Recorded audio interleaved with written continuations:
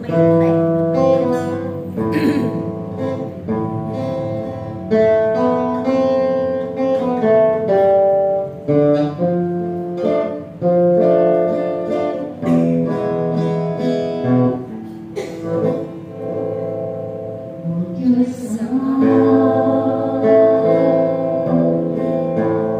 Diyos anak at Espiritu, awarin mo sana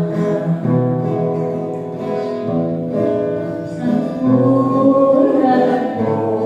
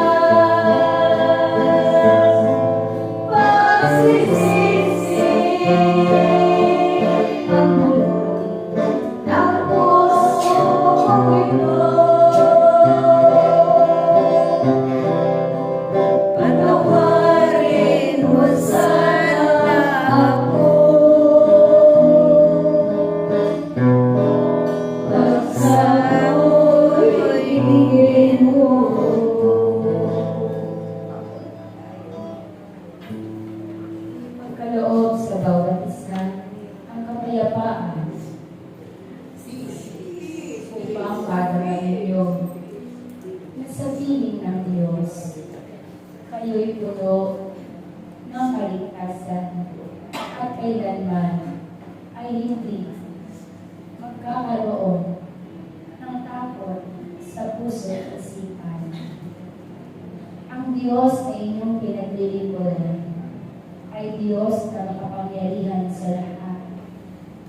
Kung kaya't kayong mga nakikipagtipad sa Kanya, ay hindi dapat matakot, bagkus kayo'y mapuno ng pag-ibig at pagkakaisa. Sapagkat ito'y napakahalaga. Kung batid lamang ninyong lahat ang kapangyarihan ng panalangin ng bawat isa, na mayroong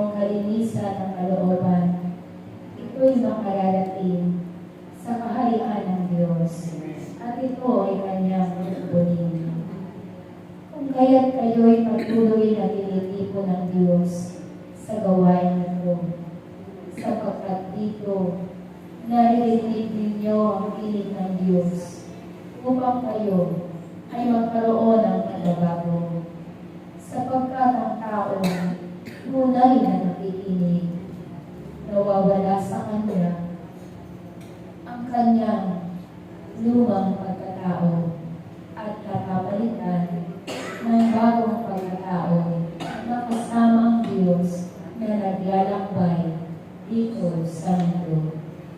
Kaya't aking mga minamahal, aking mga anak, ako na Espiritu Santo, ay lagi ninyong pakikinggan.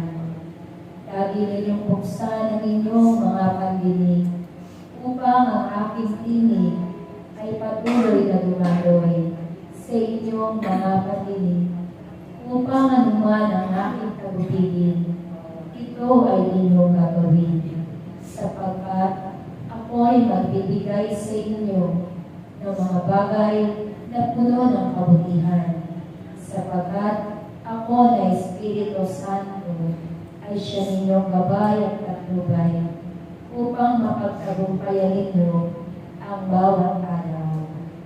Ang bawat araw na dumarating ay puno ng pagsubok, ngunit ito rin ay puno ng pag-asa na ang mga pagsubok na ito ay inyong mapagtatagumpayan.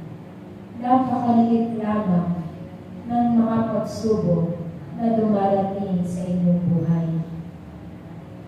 Hindi katulad ng mga pagsubok na nasa loob ng digmaan sa daigdig. Kung kaya, mapalad ang isang tao may matibay na loob upang harapin ang mga pagsubok ng mayroong pagtitiis. At sa pagtitiis ng bawat isa, tunay na kayo ay nakikibahagi sa paghihirap ng Diyos na tagapagligtas. Kaya't aking mga anak, sa bawat araw na darating, lagi ninyong iisipin ang paghihirap ng Diyos kung bakit kayo naririto at nakikipagtipan sa Diyos, sapagkat kayo ay makikiisa sa kanyang paghihirap, makikiisa sa pamamagitan ng inyong pag-aaral ng inyong mga sarili. At kayo sa inyong paglilingkod, kayo ay maging totoo, sapagkat ang Diyos na inyong sinusumpaan ay Diyos na totoo at kailanman Diyos na hindi magbabago. Kaya aking mga anak, ipagpatuloy ninyo ang inyong paglilingkod na puno ng pag-ibig at kababaang loob. Ito ang panahon ng bawat araw ay inyong pagsikapan na mapagtagumpayan na puno ng kabutihan, na mayroong pag-ibig, na mayroong kababaang loob, sapagkat ang bawat naglilingkod na puno ng aking mga bunga ay tunay na magtatagumpay. Kaya't kayo'y patuloy na magkaisa at patuloy na magtipon sa gawain ito, sapagkat dito kayo babaguhin ng Diyos. Kayo ay patuloy na inuunawa ng Diyos, at kayo ay patuloy na natatawarin. Ano man ang inyong pagkakamali, ano man ang inyong pagkakilang. Kaya aking mga anak, kayo ng kanyang tinawag upang makipagtipan sa araw nito. Gawin ninyong makabuluhan ang araw nito sa pamamagitan ng pagpapakita ninyo ng pagbati ng mayroong ngiti sa bawat isa, sapagkat sa pamamagitan ng mga ngitian, tunay na sumasa inyo ang Diyos, sapagkat sa kaharian ng Diyos, doon ang lahat ay nakangiti. Doon ang lahat ay masaya. At doon ang lahat ay nag-iibigan. Ito ang paghahari ng Diyos sa bawat isa sa inyong lahat. Kaya kung taglay ninyo ang mga iyan, tunay na ang Diyos ay sumasa inyo. Maraming salamat sa inyong lahat. Praise God.